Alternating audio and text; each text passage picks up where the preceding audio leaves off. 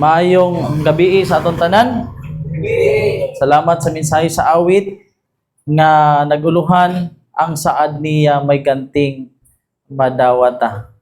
Pag ang Ginoo mo saad, iya gyud nang tumanon bisan nun sa may tabo. Pag ang tao mo saad, usahay matuman, usahay dili, mao gyud na siya, no? So na siya. Ang akong nakita na topic karon kanang willing to suffer. Gituyo sa Ginoo na maangkaraang ang ancient Israel o ang mga Kristiyano nga nagkupot sa kamaturan itugot sa Ginoo na makabaton og suffer para ang hypocrisy mawala. Ang mga hypocrite sa sulod sa iglesia mawala. Ngano man? Nganong gitugot niya kay para ang tanang mga hypocrite sa church mawala o ang mahabilin ang mga faithful lang.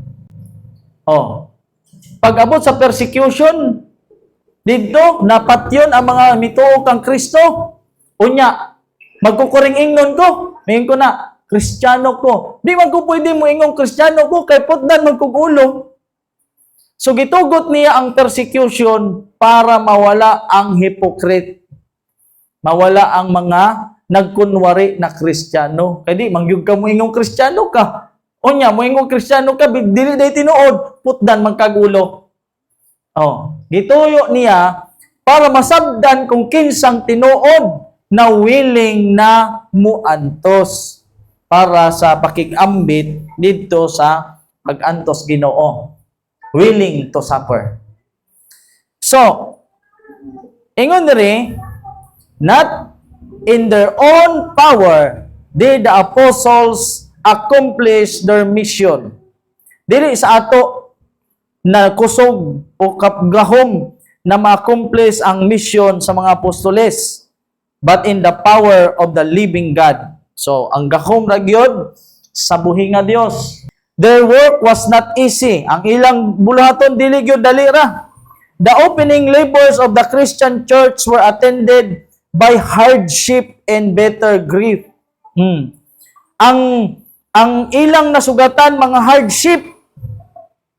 Ingon pa sa ubang sita sa Spirit Prophecy, kita kuno karon sige og hisgot og mga hardship, pero wa gyud ta kuno kahibalo unsa ang hardship.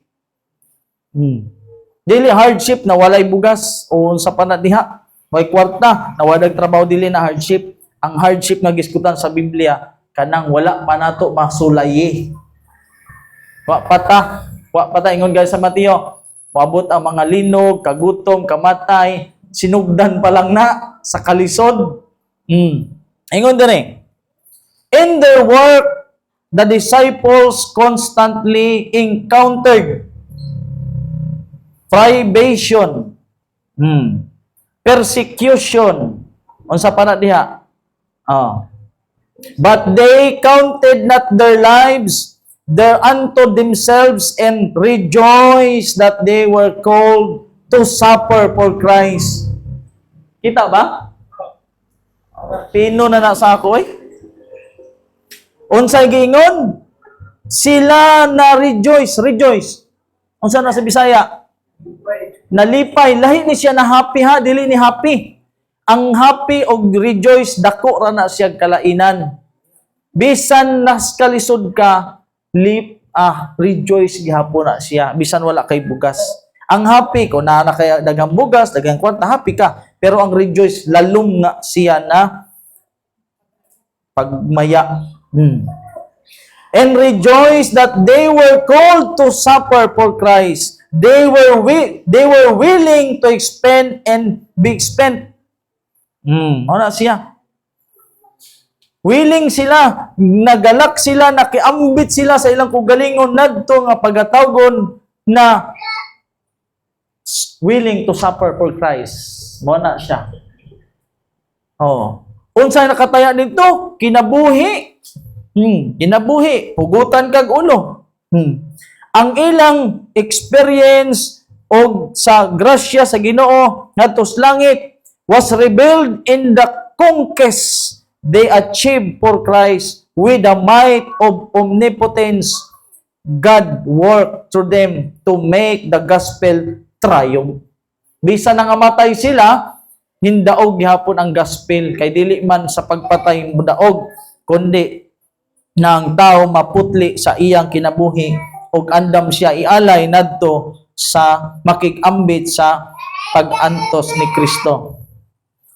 If His Spirit does not make you willing to be anything and to do anything for truth's sake, then you can learn that lesson only by passing through trials. Ang blessings sa tao, ang blessings nato, lahi ang blessings na ihatag sa Ginoo sa imo. Pagsulay. Pagsulay para kita maka-abante. God will test the faith of every soul. Christ has purchased us at an infinite sacrifice. Although He was rich, dato siya. Nahimo siyang pobre. Giabot niya ang tao. No? Nahimo siyang pobre. Through His poverty might come in position of eternal riches. All that we possess of ability and intellect is only that which the Lord has lent us and trust to use for Him. It is our privilege to be partakers with Christ in His sacrifice if we will. Muna siya. Kanang tinabangay, bahala ka diha, oy. Basta ako, okay ra ko dire. Dili ka willing to suffer, kauban sa imong suon. Tinabangay. Di ba? Tinabangay. Kung naluya ang suon, pasana.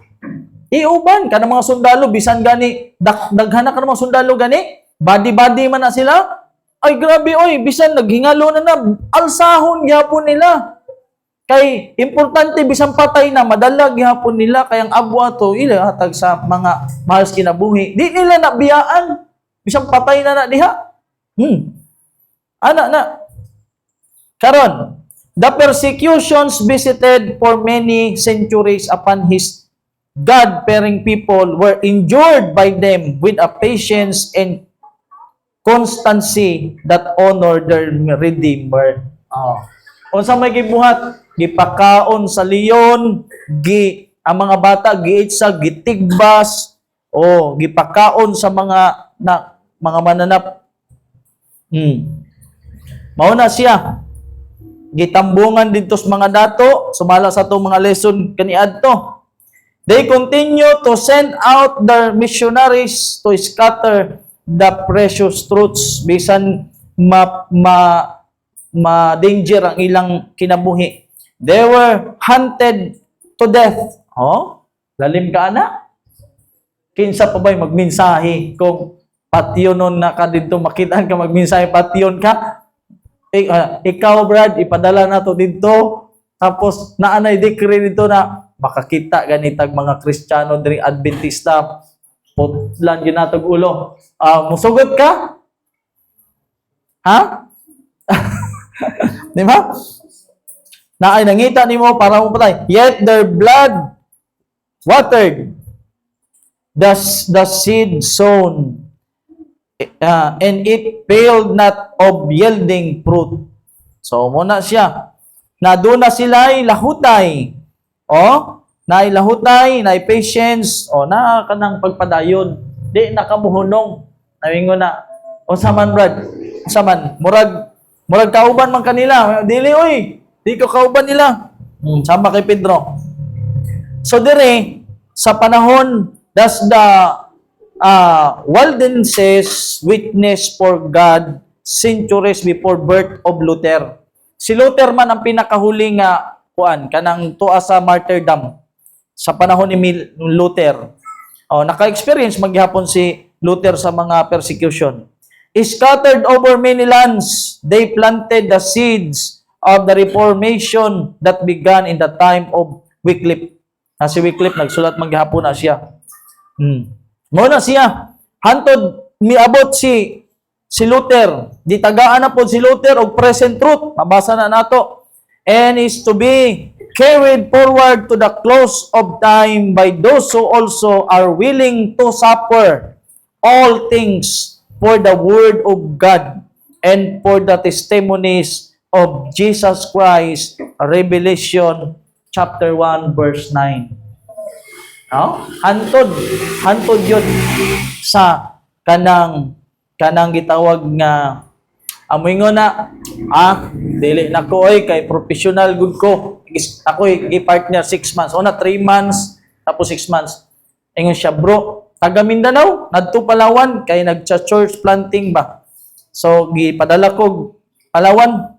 Gikan Mindanao, nagkaila mi sa chat, gikan Mindanao biyahe siya padung Palawan. Gusto daw siya bago siya moadtog Malaysia, Thailand, Hong Kong, nadto hantod karon to na siya sa China. Gusto daw siya maka-experience og 3 months na missionary. Engko Brad, ang missionary dili ra ba niingon na ana ra ka daghantay masugatan karon Mishing ani man din missionary no kay mukaon rami og pan o sa kabok sa gabi inom og tubig tulog na siya gutom pa kayo kao nga tipiron man among kuan among kwarta kay sunod din ami kaabot nadto sa Bible study wa nay panggasolina so karon Brad palit lang tawag usa ka sandwich with egg tapos tubig ana o kaya yung juice na lami tubig daghan tapos juice tungao ra na ana ginagmay ang talong tag-usa ra mi ka talong amura nang itorta usa ka itlog tapos duha ka talong kay kun talong matipid man nimo sa mao na kinabuhi dinto extend pagud siya another 3 months adinto kuan gid siya pero ingon siya Brad kanang salamat kayo dito grabe ang mobiyahe mig 400 kilometer 500 kilometer ana siya sa Palawan so dire willing to suffer all things para lang sa pulong sa Ginoo. Dito gutom ra gani ang among na sugatan. Usahay di nami mo kao gabi kay ang kwarta shorted kayo. So fasting mi gabi inom ra dagan tubig tapos pagka buntag katong among ikaon unta among gigasolina.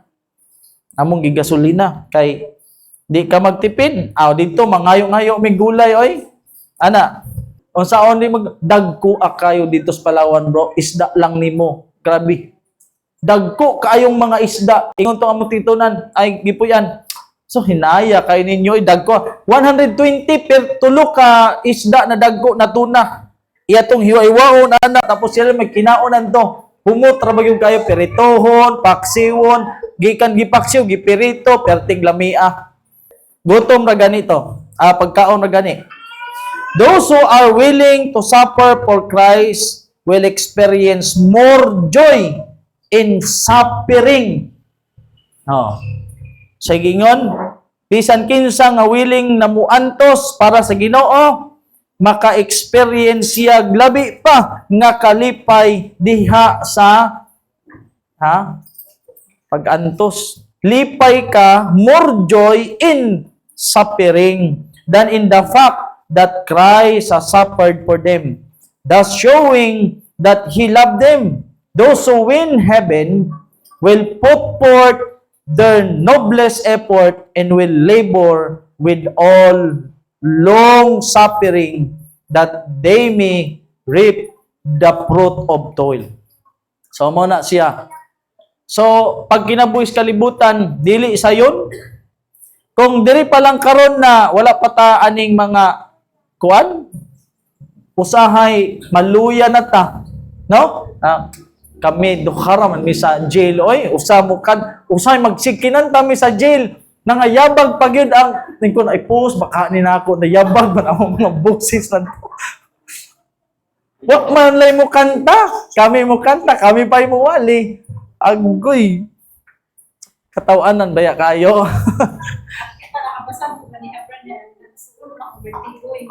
Kami ang kaya.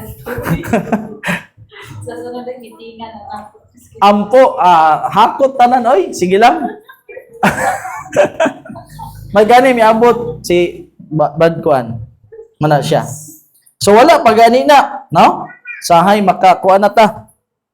So mo na, usahay sa gagmay nga mga kuan. Sana man ana, there is a hand that will open wide the gates of paradise to those that have stood the test of temptation and keep a good conscience by giving up the world. Lalim ka, ana. Kadtong ang hinguban sa 6 months, kuan to, major in English. Tapos, kulba ka ito mo kanta. Tanang gikantahan na mo mga dagkong simbahan sa Central Palawan, nadto, Nara, nadto, sa mga musliman. Grabe, kahit mulingkod na siya. Magbasa lagi siya, word, yung siya, Brad. Pag magbasa ka, Brad, kinahanglan, tagaan ni mo, kinabuhi. Halimbawa, word humble. Saan mo? Ang humble sa word, kanang pagbanggit ni mo humble tapos isog, dili man na humble. Kinahanglan humble. Para ano ba? Kanang joy. Ano ba? Kantahon lagi niya bawat litra, kaya niya tagaan og tono. Makaingon gani. Brad, saan kauban nimo? Nagikuan na siya, nag-voice lesson, ana. Perting ninduta lagi tingog lagi.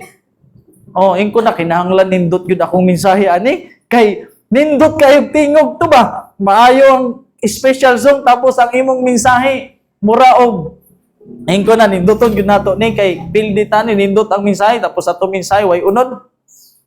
Nindot ka ito sa dito biya sa China dagan siya mga Chinese nahimong mga Kristiyano. Nahimo. Tan-aw dito ko sa iyang YouTube channel. Ningon siya, Brad, nanatay mga 70 Adventist na mga Chinese diri. Ano siya? Na siya. Di man to mauaw. Kuan man to. Kanang mayog yung tingog oy. Kanang sa mga dagkong iglesia, siya goy pang bangga dito.